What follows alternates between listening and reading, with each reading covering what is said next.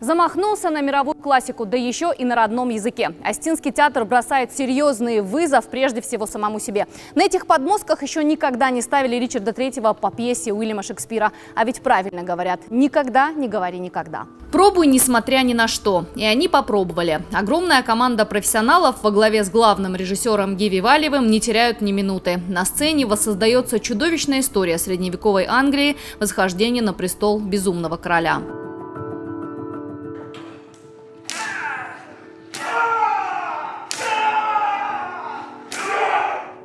Если кто-то до сих пор не был знаком с творчеством Шекспира, что, конечно, вряд ли, Ричард III станет открытием для остинского зрителя. Это история уродливого мальчика, которому не суждено взойти на престол. Но судьба наделила его безграничной силой воли и коварством. На пути к цели самыми жестокими методами он убирает с дороги одного за другим.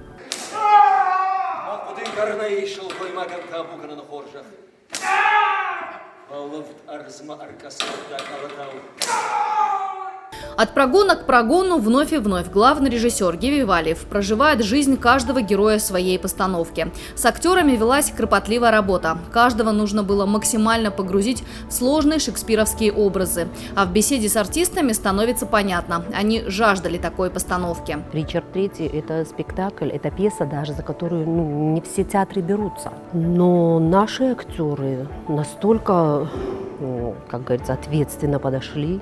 Мы очень долго готовились. Ги Вивальев, режиссер спектакля, очень долго нас к этому подготавливал. Не просто вот сели, взяли, почитали, а прям настраивал. Сам, конечно, он настолько все глубоко изучил и нам это преподнес. На самом деле, если режиссер этим болеет, этим горит, этим живет, он актеров заражает. И я очень довольна, что на сегодняшний день Остинский театр после всех вот этих перипетий, что происходит в мире, мы знаем, и у нас в республике, соответственно, и мы выходим к нашему зрителю с такой достойной подготовкой, достойной вещью. И спасибо, конечно, Гиви, что он вот так, можно сказать, не побоялся. И, как говорится, не замахнуться ли нам на Шекспира нашего, да? Эта пьеса собрала в себе как опытных, так и молодых актеров. Самую сложную и главную роль безумного короля сыграет всеми любимый Алан Албегов. Кто знаком с его творчеством, не удивится виртуозной игре. Другие же будут ей очарованы.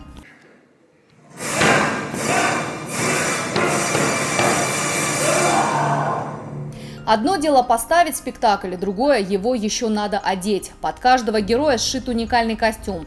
Цеха не останавливали работу целый год. Столько заняла подготовка к премьере. Зритель увидит серьезные декорации. Все сделано для того, чтобы максимально окунуться в эпоху Ричарда III.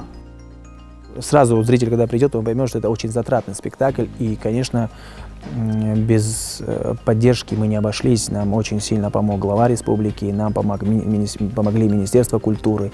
Сам театр очень много сделал для того, чтобы этот спектакль появился. И Владу огромное спасибо, художественному руководителю. Театр должен воспитывать, а порой и навязывать свое мнение. Именно так считает главный режиссер. О постановке Ричарда III он мечтал еще со студенческих лет.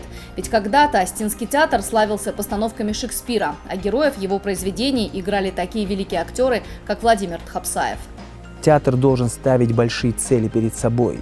И лучше споткнуться с Ричарда III, чем на какой-нибудь бытовой пьесе. Вот Остинский театр известен по всей России и, может быть, где-то в мире по спектаклям по пьесе Шекспира. Там Отелло, Макбет, Тимон Афинский. Мое поколение тоже как-то должен прославлять Остинский театр, и мы тоже должны как-то вести вперед и это знамя взять шекспировского театра. Когда-то нас так называли, и это было очень приятно. Вы знаете, ничего такого этого бы не получилось, если бы не было такого шикарного перевода. Шикарный перевод Утра Закукаева. И когда ты читаешь этот материал, который он перевел, и каждое слово прям вот добротно сделано, ты понимаешь, что его надо ставить, притом срочно ставить. Ричард III не только существенное пополнение в репертуаре Остинского театра. История безумного короля способна напомнить людям: ничто в этой жизни не вечно. Я боюсь таких людей, как Бекингем и Ричард, которые как-то могут дорваться и свести с ума людей. Сегодня очень много таких, как Бекингем, как Ричард. Это очень плохо. И я хочу показать таких людей, которые могут спокойную жизнь нарушить во благо каких-то своих корыстных целях. Я хочу показать сильным мира сего, что не все так вечно, и что это такие пушинки, что все прах в мире, что это кресло, которое им кажется огромным и большим, это просто какая-то вот... Это как ключ от гостиницы, рано или поздно придется сдать, и неизвестно, кто придет за ними. До главной премьеры театрального сезона остается все меньше времени. Все меньше остается и билетов в кассе. Несмотря на то, что в этом году дату выхода спектакля пришлось сместить из-за пандемии коронавируса аж на полгода, ажиотаж не спадает. Удастся ли Остинскому театру вновь покорить сердца своего преданного зрителя, мы узнаем в самое ближайшее время. Елена Черенкова, Савелий Зангеев, Осетия Ньюс.